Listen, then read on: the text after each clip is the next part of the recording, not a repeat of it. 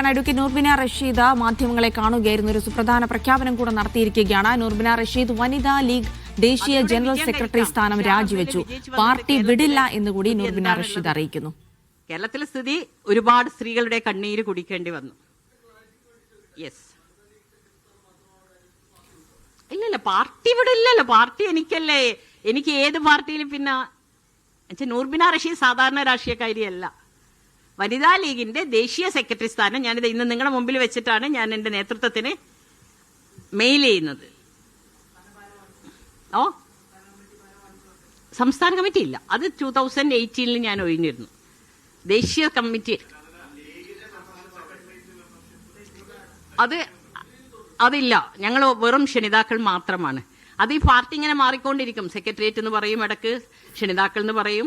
എന്താണെന്ന് അവർ തീരുമാനിക്കട്ടെ. League membership ഇതാ എന്ത് ഈ കൊല്ലത്ത് അവർ തരാൻ നിഷേധിക്കുമെന്ന് എനിക്കറിയില്ല. 2022 മെമ്പർഷിപ്പ് എന്റെ കയ്യിലുണ്ട്, അത് തുടരും. നാളത്തെ സ്ഥിതി ഒന്നും പറയാൻ പറ്റില്ല. കാരണം എന്താ വെച്ചാൽ ലീഗായിരിക്കും. കാരണം അതുകൊണ്ട് തന്നെയാണ് നാളെ എന്നുള്ള വിശ്വാസത്തിലല്ല ഞാൻ ഇത്രയും കാലം ജീവിച്ചത്, ഇന്നുകളിലാണ് ജീവിച്ചത്. അതുകൊണ്ട് തന്നെ എനിക്ക് നിങ്ങളുടെ മുമ്പിൽ പറയാൻ നാളെ ഇല്ലെങ്കിലോ, അതുകൊണ്ട് ഇന്നുകളിൽ ഞാൻ പറയുന്നു. യെസ്, ചോദിക്കാം.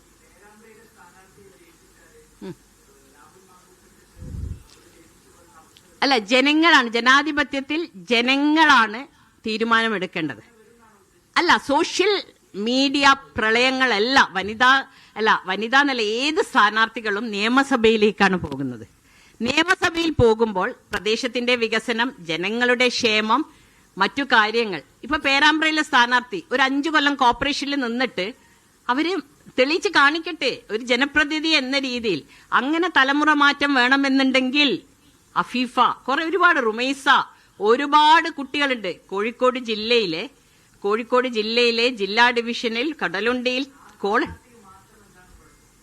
ആ സ്ഥാനാർത്ഥിക്ക് അല്ല, വ്യക്തി എന്ന് പറയുന്നത് ആ സ്ഥാനാർത്ഥിക്ക് കുഴപ്പം എന്തെന്ന് വെച്ചാൽ അവർ കുറ്റിച്ചിറയിലെ കൗൺസിലറാണ്. അത്രക്കും ലീഗിലോ യുവാക്കളിലോ യുവതികളിലോ എണ്ണം കുറവുണ്ടോ?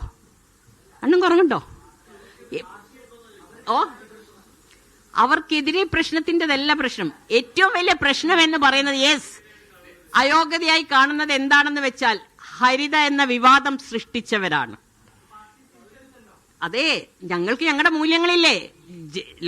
ഇത്രയും കാലത്തിന്റെ ഇടയിൽ പാണക്കാട് കുടുംബങ്ങളെ ഇത്ര അധികം മോശമായി ചിത്രീകരിക്കപ്പെട്ടിരിക്കുന്ന ഒരു സ്ഥിതിവിശേഷത്തോട് ഞങ്ങൾക്ക് മനസ്സുകൊണ്ട് യോജിക്കാൻ പറ്റില്ല. അതെ, അതുകൊണ്ടാണ് ഞങ്ങളെ വിയോജിപ്പ് പറയുന്നത്. ഞങ്ങൾ കൊടുക്കരുത് എന്ന് ആദ്യമേ ഞങ്ങളുടെ വിയോജിപ്പ് പറഞ്ഞിരുന്നു. തങ്ങന്മാരെന്ന് പറഞ്ഞാൽ ഞങ്ങൾക്ക് ഏറ്റവും വേണ്ടപ്പെട്ടവരാണ്. ഞങ്ങൾ ആ പാണക്കാട് കുടുംബത്തെ ഹൃദയത്തോട് ചേർത്ത് പിടിക്കുന്നവരാണ്. ലോകത്താരും തങ്ങന്മാർക്കെതിരെ സംസാരിച്ചിട്ടില്ല. പാർട്ടി സാദിഖലി തങ്ങളെ 4ാം ഖലീഫ എന്ന് വിളിച്ചത്. നിങ്ങൾക്ക് ഇന്ന് വിരലിട്ടാൽ അതൊക്കെ കിടകിടന്ന് പറഞ്ഞ് വരും.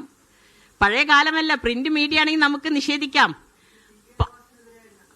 ആർക്കാണ് PK നവാസിനെതിരെ അല്ല, തങ്ങളെയും തങ്ങളെ 4ാം ഖലീഫ എന്നാ വിളിച്ച. അപ്പൊ 4ാം ഖലീഫിനെയും മോശമാക്കി പറഞ്ഞു, തങ്ങളെയും മോശമാക്കി പറഞ്ഞു.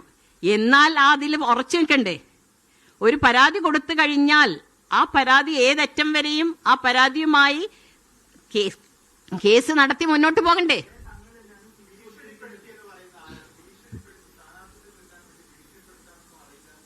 ഭീഷണിപ്പെടുത്താന്നല്ല. കാരണം ഞാൻ പറയാം, കുനാൽ സാഹിബ് നേരെ ചൊവ്വയിൽ പറഞ്ഞു, ജോണി ചോദിച്ചപ്പം പറഞ്ഞു ഹരിതയുടെ കുട്ടികളെ കൊടുക്കുമെന്ന്. അപ്പം പറഞ്ഞു ഇല്ല, അവരെയൊക്കെ ഓരോ സ്ഥലത്ത് ഇരുത്തിയിട്ടുണ്ട്. ഇത് ഞാൻ പറഞ്ഞല്ലേ, നിങ്ങളുടെ മീഡിയ ചാനലിലുള്ള ലൈവല്ല, അവിടെ ഉണ്ട് ജോണിയുടെ. അത് കഴിഞ്ഞ് ഞാൻ പല പ്രാവശ്യം കുനാൽ സാഹിബിനോട് ഞാൻ ചോദിച്ചു, നിങ്ങൾ തഹലിക്ക് കൊടുക്കുന്ന ഇല്ല, തഹലിയ വരില്ല. പല പ്രാവശ്യം മലപ്പുറം ജില്ലയിലുള്ള പലരും എനിക്ക് ഫോട്ടോസ് ഇട്ട് വന്നു. നൂർബിൻത, ഇവര് നോക്കിയ ഡെയിലി പാണക്കാടും അവിടെ എത്തുന്നുണ്ട്, നിങ്ങൾ എങ്ങനെ മിണ്ടാണ്ടിരുന്നാ പറ്റോ?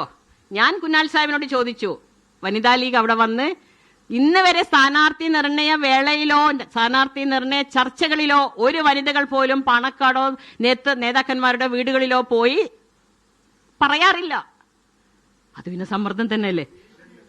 ഭീഷണി എന്നല്ല പറയുന്നത്, അതെനിക്കറിയില്ല. ഭീഷണി അവരാണ് ഉയർത്തിയിരുന്നത് അന്ന് അവര് ഹരിത വിവാദത്തിൽ അവരെന്തൊക്കെ ഭീഷണിയായിരുന്നു പത്രമാധ്യമങ്ങളുടെ മുമ്പിൽ ഉയർത്തിയത്.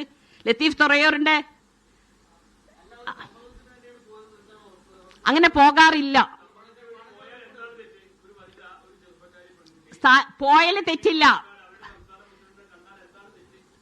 ദിവസം പോകേണ്ട ആവശ്യമില്ല എന്ന് കുഞ്ഞാൽ സാഹിബ് എന്നോട് പറഞ്ഞു.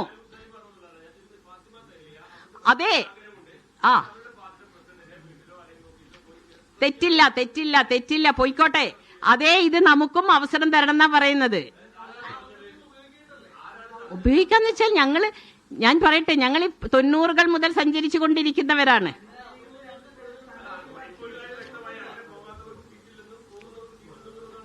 അല്ല, അങ്ങനെ നമ്മുടെ പാർട്ടിയിലില്ല, മൂല്യങ്ങളിലില്ല.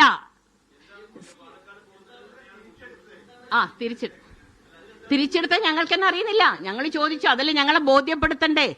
വേണ്ട, വനിതാ ലീഗിനെ വിളിച്ചുകൊണ്ട് ഇങ്ങനെയുള്ള സ്ഥാനാർത്ഥികളെയാണ് ഞങ്ങൾ നിർത്തുന്നത്.